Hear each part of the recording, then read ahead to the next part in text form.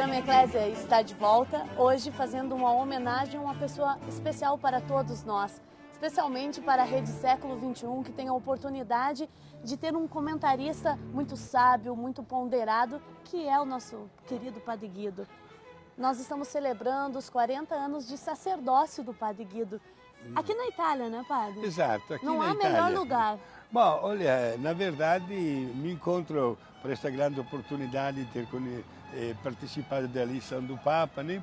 E aqui na Itália, onde já com os meus familiares já comemorei meus 40 anos de sacerdócio, 40 anos dedicados única e exclusivamente ao Brasil. 40 anos no Brasil, mas ele é um italiano da gema, como diz os italianos, da gema. Exato. E nada melhor do que gravar aqui na Europa com ele. E a gente está num ambiente muito peculiar, muito singelo, que representa também as origens do padre. A gente vai ver algumas características desse lugar e vai poder relacionar a vida dele, as origens dele com esse lugar. E tem uma plantinha aqui atrás de nós, uma fruta, e ela vai dar uma indicação de que esse lugar é muito semelhante a essa fruta e a outras frutas que nós temos aqui. Eu estou falando do mercado público aqui de Roma. Vem com a gente, vamos conhecer um pouquinho.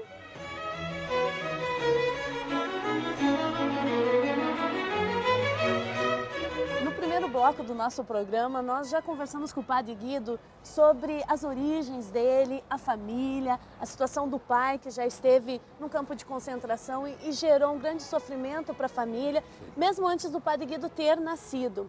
Conversamos também sobre a vocação dele. Com 10 anos de idade, ele entrou no seminário, como isso repercutiu na família e também dentro do seminário, já que eles eram 40 crianças convivendo, recebendo formação.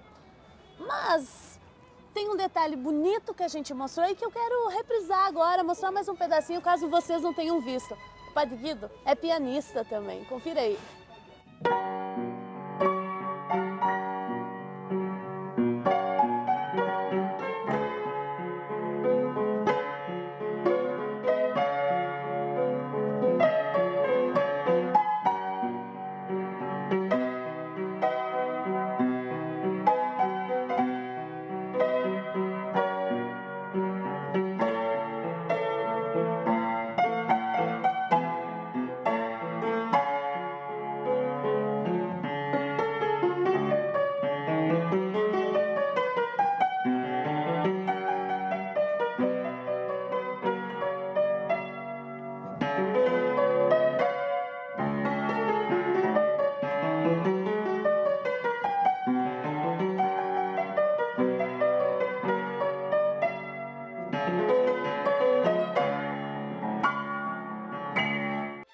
Ele é um bom pianista, aliás, bom é pouco, o senhor é um ótimo pianista.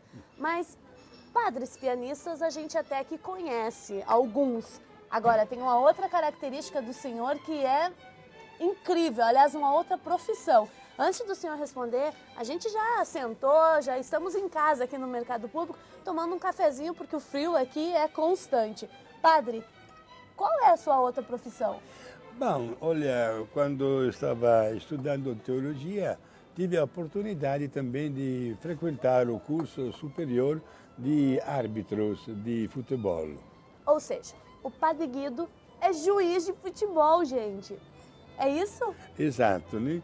E fiz vários cursos, acompanhados também pelo exercício físico, pelo constante acompanhamento da parte também de médicos, e cheguei a apitar vários jogos aqui na Itália. Naturalmente, quando bem jovem fui para o Brasil, continuei também, especialmente nos fins de semana, apitando em várias cidades, lá de Santa Catarina. Eu lembro, inclusive, que naquela época estávamos até com o seminário cheio, e quase todos os domingos os seminaristas participavam de torneios de futebol. E eu apitava estes jogos, né? E, naturalmente, nesta profissão bela, mas ao mesmo tempo um pouco arriscada. Pois é, padre, antes do senhor continuar, no Brasil, normalmente, antes dos times entrarem em campo, todo o grupo, com os técnicos, enfim, fazem uma oração para poder jogar melhor, para pedir a proteção de Deus, para não se machucarem. O senhor tinha esse hábito? Como é que era? Sim, eu tenho o hábito que antes de qualquer ação do meu dia a dia, sempre entro em sintonia com Deus. Porque é belo, digamos assim, correr atrás de uma bola, ver que as pessoas conseguem se divertir, que o povo também que está presente, mas ao mesmo tempo sabe que o povo não perdoa. O mínimo erro de um juiz é castigado e se paga muito caro. Já ouvi palavrões em vários idiomas Era isso que dizendo eu a mesma estava coisa. pensando. O senhor já deve ter ouvido algumas coisas que não gostou muito. Exato, mas fazer o quê? Faz parte também da profissão, né, este risco, né? Mas tudo bem, no final, depois, tudo dava certo, eu fazia o relatório dos jogos, entregava para a entidade responsável, né? E até que a gente conseguiu correr, fiz também esse tipo de trabalho, também no Brasil. Depois chegou o momento de pendurar as chuteiras e paciência, e terminou. Eu ouvi o seu superior geral, o Padre Ângelo, numa conversa com ele, que, aliás, esse superior geral, o senhor foi formador dele, foi o Padre Guido que trabalhou, que ajudou a discernir a vocação desses, que hoje é o superior geral, inclusive do senhor. Exato. E ele tem recordações muito bonitas da época que o senhor apitava jogos. Tem alguma situação inusitada que aconteceu? Sim, uma vez apanhei. Apanhou? Sim, de verdade, né? Um jovem que se descontrolou, ainda bem que não era um jogo oficial, era um jogo de torneios de vários times aos domingos, e aconteceu que quando o jogo terminava empatado, se batia nos pênaltis. Sim. E um jogador bateu o pênalti com as chuteiras, quando no regulamento era proibido bater pênalti, tinha cada regra, devia bater descalço. Resultado, eu dei um gol, não me lembrava desse pormenor. Gente, foi todo mundo em cima de mim e apanhei também. Agora, aquele coitado que, Sim. sinceramente, ganhei até um soco muito violento. É? Aquele cara, digamos assim, até agradeço a Deus que conseguiu encontrar um carro para fugir, porque roubaram tudo dele. Nossa. Até a corrente, até a roupa, até o relógio, e queriam quase linchar o homem. Caramba, quer dizer que o senhor viveu uma situação sim, diferente, atípica. Aliás, atípica não, né? Porque nós sabemos que em vários jogos, infelizmente não deveria ser, mas ocorrem alguns atos de agressão e violência. No entanto, o senhor soube administrar essa situação. Sim, consegui. Inclusive, 3, 4 dias depois, este mesmo moço chegou lá no seminário para me pedir desculpa. Estava irritado. Ele disse também que tinha pouquinho bebido e, portanto, se descontrolou. Acidentes que acontecem. Só um minutinho, padre. Nós acabamos de tocar no nome do Padre Ângelo. Ele é o superior geral da Congregação dos Padres Rogacionistas, ou seja, responde pelos padres no mundo todo. E ele disse uma palavrinha a seu respeito, nós vamos conferir agora. Padre Guido, a gente lembra de muita coisa, né, do nosso tempo de adolescente, de criança, lá em Criciúma, nos anos 70, 73, 74, olhando o nosso grande time de futebol, uma equipe muito boa, mas a nosso favor tínhamos sempre um juiz, que além de ser um juiz muito honesto, mas em certos momentos nos ajudava também em algumas partidas. Então a gente lembra bem do teu trabalho lá, você era um grande juiz. Aliás, você fez um curso aqui na Itália, era um árbitro também, né, reconhecido, também com diploma. E ali na nossa região sul de Santa Catarina, região de Criciúma, você nos acompanhava e era sempre o juiz, muito respeitado por ser padre, né? Mas claro que algumas vezes ninguém respeitava o padre. Todo mundo xingava o juiz, não xingava o padre, xingava o juiz, né, Padre Guido? Mas você sempre lá tudo bem fardado, direitinho, e a nossa equipe também sempre te respeitava. Evidente, a gente lembra de algumas histórias bonitas, né, que te ameaçaram, te fizeram correr, mas isso é normal, né? Lembra aquela vez lá em São Defende, né, São Defende, onde tem até a minha família lá, que você saiu correndo do campo, né, nosso time estava ganhando, queriam te bater lá naquela região lá, e você saiu correndo, e teve a sorte de ter um sirineu no teu caminho que te botou dentro do carro e te levou para Criciúma, né? Então foi mas todo mundo, não aconteceu nada de grave.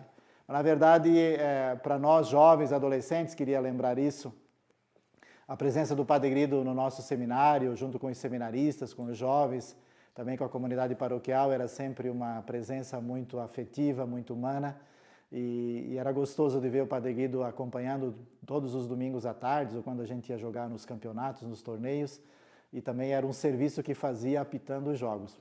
Muito obrigado, Padre Guido. Ganhamos muitas partidas e muitos torneios com você lá.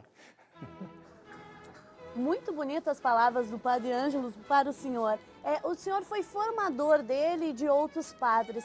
Qual era a sua função? Como foi essa experiência como formador? Formador é alguém que molda uma pessoa? Como é? Formador significa transmitir para, neste caso, os seminaristas que acabam de entrar no seminário, quais são os objetivos da vida de um seminarista e dar o exemplo desta vida que nós realizamos, digamos, no nosso dia a dia.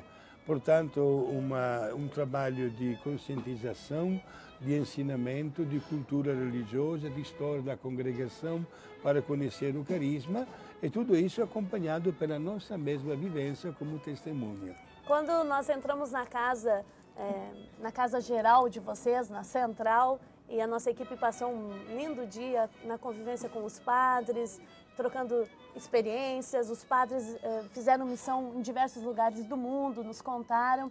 Eu percebi um carinho muito grande dos superiores com relação ao Padre Guido.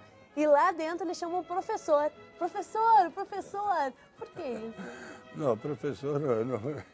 Bom, também ensinei várias disciplinas, né? Mas na minha vida consegui tornar-me útil na vida deles, né?